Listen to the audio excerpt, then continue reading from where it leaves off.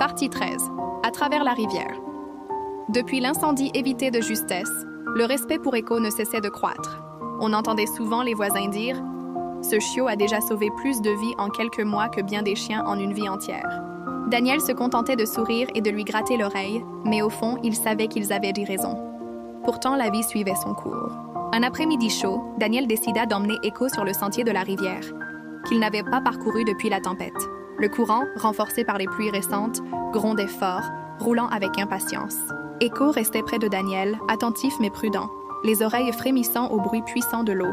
À mi-chemin, ils croisèrent deux enfants du village. Ils lançaient des bâtons dans la rivière et riaient en les voyant emportés par le courant. Leur père, occupé à préparer son matériel de pêche, restait à quelques pas derrière eux. Echo s'arrêta net.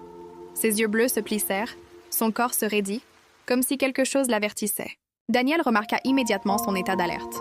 Un instant plus tard, l'un des enfants s'avança trop près, glissa et chuta dans la rivière dans un cri de panique. Le père lâcha tout, affolé, mais déjà Echo bondissait. Sans hésiter, il plongea dans le courant glacé. Daniel retint son souffle. L'eau était forte, beaucoup trop forte pour un chiot ordinaire. Mais Echo avançait avec une détermination farouche, fendant le flot impétueux.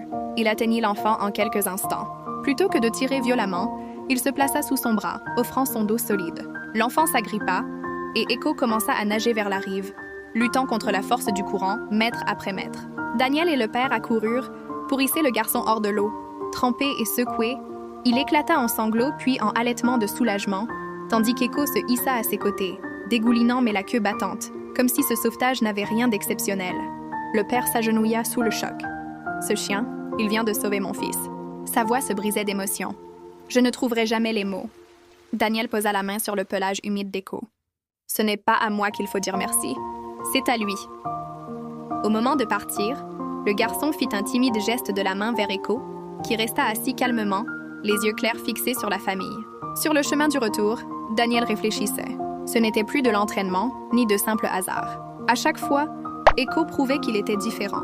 Un protecteur dont le courage égalait la sagesse.